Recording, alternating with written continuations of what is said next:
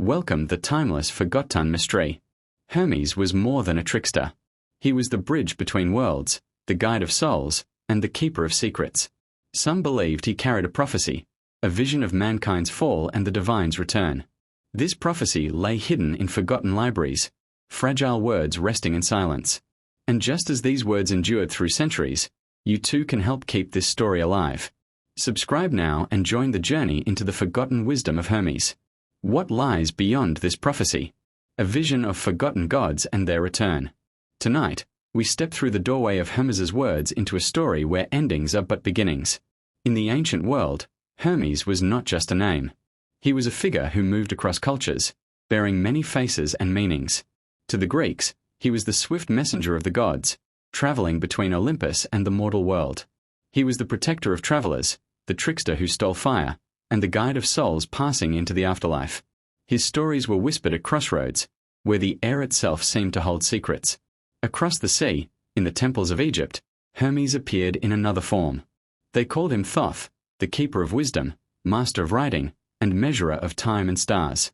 His image, half human and half bird, was carved into sacred halls. Here, he was not only a messenger but also a guardian of hidden knowledge.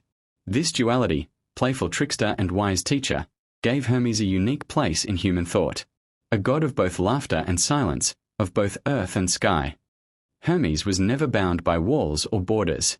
In Greek belief, he alone could pass into Hades freely, guiding souls with his golden staff. He carried messages linking heaven and earth, walking where mortals could not. This freedom made him both loved and feared. A god who could open doors was also one who could close them. His presence echoed in dreams and signs. In Egypt, Thoth weighed souls in the halls of judgment, balancing truth against lies with the feather of Mart. He recorded destiny itself, writing the paths of gods and men. To call upon him was to seek clarity in chaos. Together, Hermes and Thoth stood at thresholds, between life and death, knowledge and ignorance, silence and speech. In his very nature, Hermes was prophecy, a living reminder that the divine is never far, even when hidden. When Greece and Egypt touched through trade and conquest, Hermes and Thoth merged. In Alexandria, scholars spoke of one being, Hermes Trismegistus, Hermes the thrice great. He was not one god but the union of both. The voice of the Greek messenger blended with the wisdom of the Egyptian scribe, creating something greater than either culture alone. From this union came the Hermetica, texts that spoke of the divine, the stars, and hidden truths. They described a universe alive with spirit, where man could rise toward the divine through knowledge and harmony. In the streets of Alexandria, where gods and languages mingled, whispers of Hermes's prophecy spread. It was here, in a city of shadow and light, that his vision began to take form. Hermes's power was found not only in words but in symbols.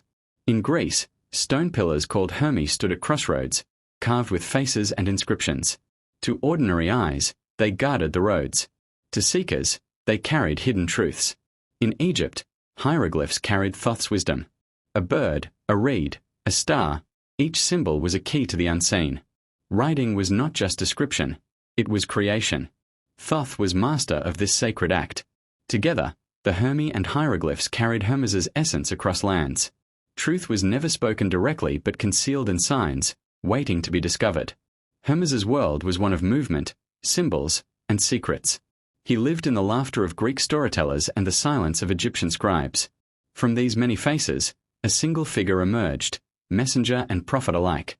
He became not just a god of the past but a voice for futures unseen.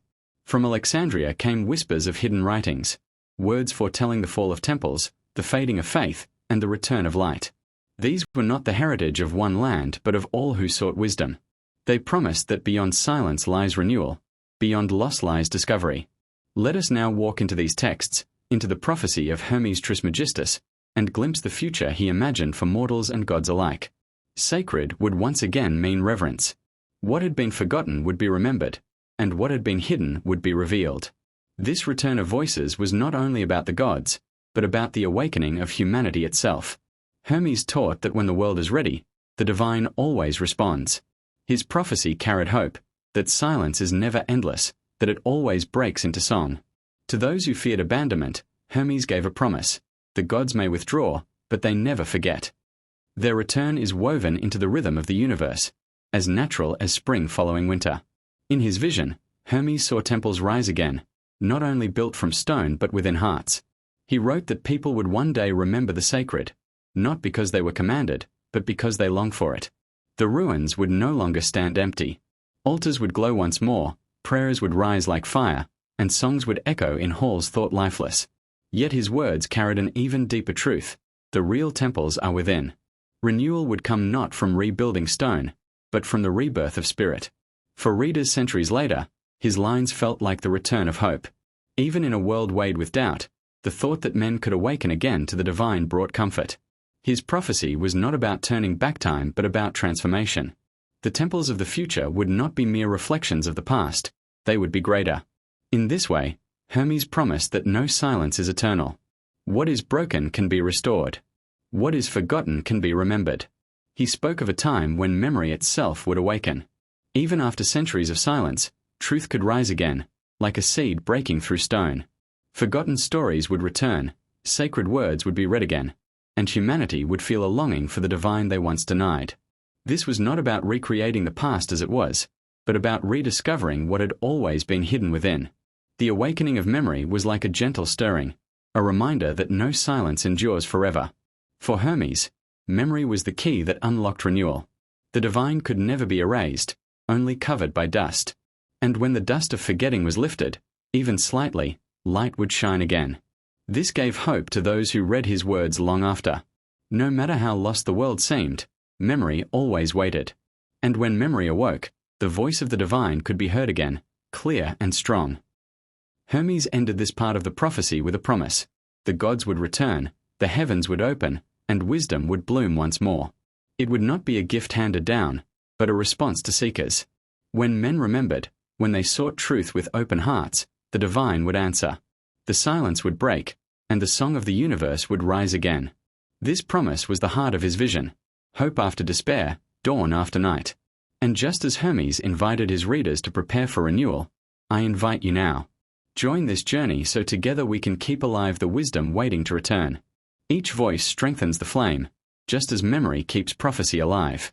Now we step onward into the secret teachings of Hermes, where hidden truths wait to be uncovered. Among the most famous words of Hermes are these: as above, so below. Simple yet filled with mystery, they suggest that heaven and earth are mirrors. What happens in the stars reflects in human life, and what happens in the heart echoes in the vast sky. This was not just poetry, it was a teaching of harmony, a reminder that the divine and the human are not separate but interwoven. For centuries, seekers saw these words as keys to hidden wisdom. Alchemists believed that transforming metals mirrored the transformation of the soul. Mystics thought that studying the stars revealed the pathways of destiny. Hermes taught that to know the universe, one must also know oneself. To forget this was blindness. To remember it was to see the world alive with meaning. He taught that truth was too deep to be spoken plainly, so it was written in symbols. Circles, triangles, the serpent, the staff, each was more than a shape. They were doors to hidden meaning, clues for seekers willing to look beyond the surface.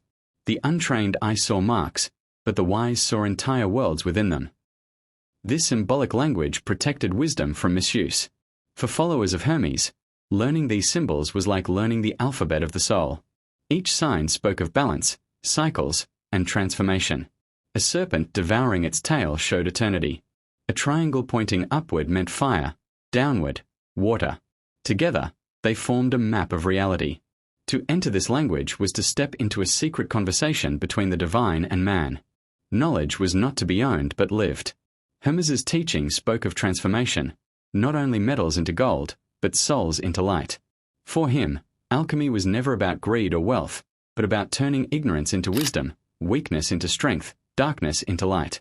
The furnace was the human heart. The crucible was life itself. Through struggle and patience, the base parts of man could be refined into something pure. This was the great work, the hidden center of Hermetic wisdom.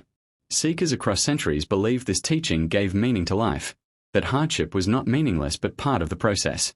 Fire burns, but it refines. Pain wounds, but it awakens. Hermes's path of transformation promised that no darkness is final, that every soul can be polished until it shines like gold. To walk this path was to join in the divine work, helping creation itself move toward wholeness. He also spoke of a hidden flame within every soul. Not the fire of hearth or sun, but the fire of spirit. This flame could be dimmed but never destroyed. When men turned from the divine, it weakened under shadows of ignorance. But when they sought truth, it flared bright, guiding the way. To Hermes, this inner fire was the most sacred gift, proof that man and the divine were bound together. Readers of his prophecy saw in it the secret of resilience. No matter how deep the silence, the flame within still waited. To nurture it was to remember the sacred. To guard it was to prepare for renewal. Those who tended it would never be truly lost. Their lives would shine as beacons, guiding others through the darkness. The prophecy then spoke of a doorway, not of stone, but of light and symbols. Hermes called it the threshold seekers must cross to truly know. Each teaching, symbol, and hidden word was not an end but a step. To pass through was to be transformed. To remain outside was to stay blind. This doorway was open to all, but only the courageous would enter. And so his secret teachings pointed forward.